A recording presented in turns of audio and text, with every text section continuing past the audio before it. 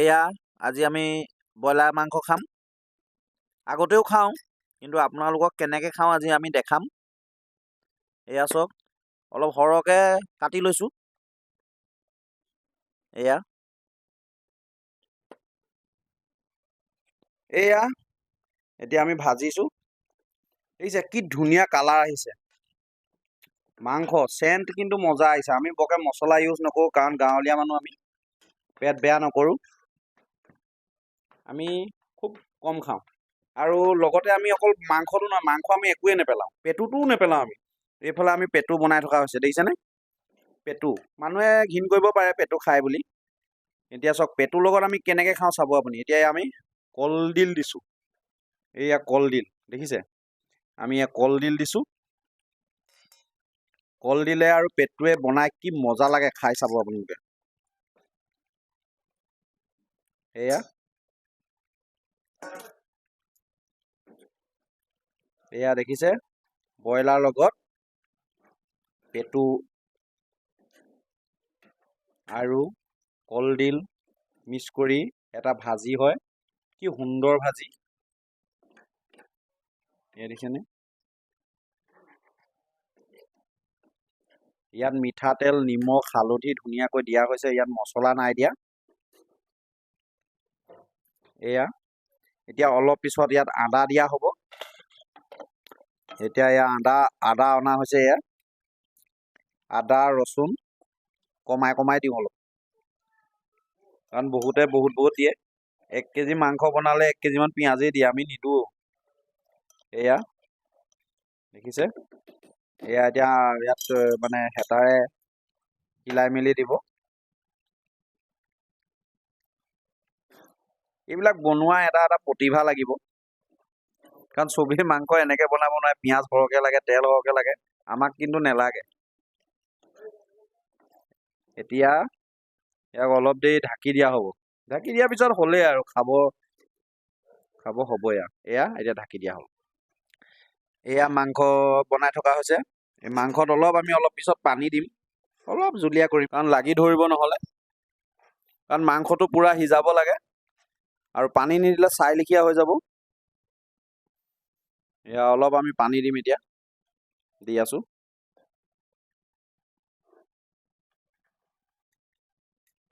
ইয়াৰ পিছত উতলিব, আৰু উতলাৰ পিছত মাংস হৈ যাব। কাৰণ আপুনি ইয়াৰ পিছত ঢাকি দিব। এতিয়া ইফালে আমি পেটু বনাই আছোঁ, এতিয়া পেটুটো আমি হিলাই থকা হৈছে। সেইটোত আমি পানী অকণমান ছটিয়াব লাগিব, কাৰণ মাংসটো সিজিব লাগিবতো। কাৰণ মাংস নিসিজাকৈ খালে অলপ প্ৰব্লেম হৈ যাব পাৰে। আমি হালধি নিদিয়াকেই কালাৰ আহি আছিলে, এতিয়া আমি হালধি এয়া দিবলৈ লৈছোঁহে।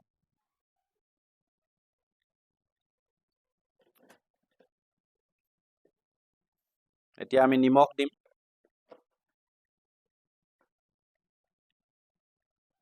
বেছি নিদিব, কমকৈ দিব নিমখটো।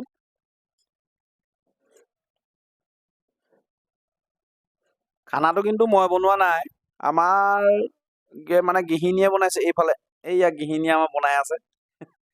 খাই টেষ্ট মজা লাগে। এয়া ঢাকি দিছে, অকণমান লাজ কৰে, এতিয়া নাই কৰা, কাৰণ ফটো উঠিবলৈ পাইছে যে। এয়া এতিয়া উতলি আছে, এই হৈ গ'ল বুলিয়ে কওক, মানে ভাবি লওক। এতিয়া আমি ঢাকি দিম, আৰু এয়া এতিয়া আমি জলকীয়া লৈছোঁ লগত, যিটো আমাৰ পেটু ভাজি বনি আছে। ইয়াত জলকীয়া কেইটামান আমি দি দিম।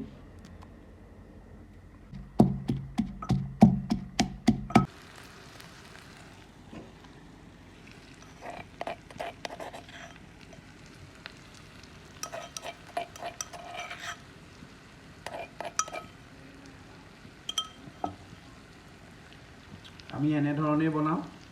ইয়াত অলপ এতিয়া পানী দিম, কাৰণ লাগি ধৰিব। আপোনালোকে কেনেকৈ বনায় আমি নাজানো, কিন্তু আমি এনেধৰণেই খাওঁ। বহুতে বহুত ধৰণে বনায়, আমি এনেধৰণে বনাই পিনি খাওঁ আৰু।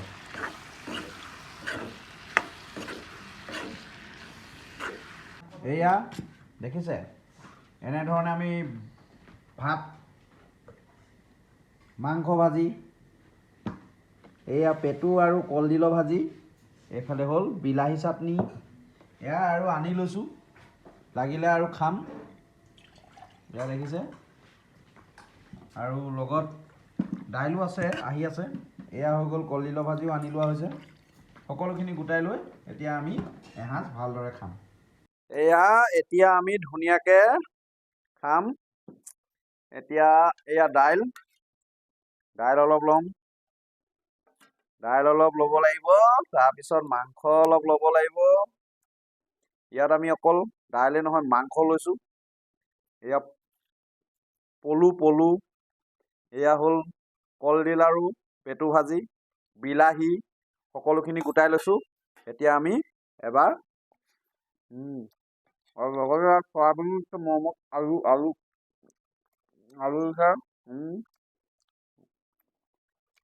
চব একেলগে মিক্স কৰি খোৱা আমেজ বেলেগ। আৰু কেনেকৈ খাব লাগে গম পাইনে? এনেকৈ মাংস টুকুৰাটোকে এনেকৈ চুপি থাকিব নালাগে, একদম এনেকৈ কৰি বেছ স্বাস্থ্য হ'ব।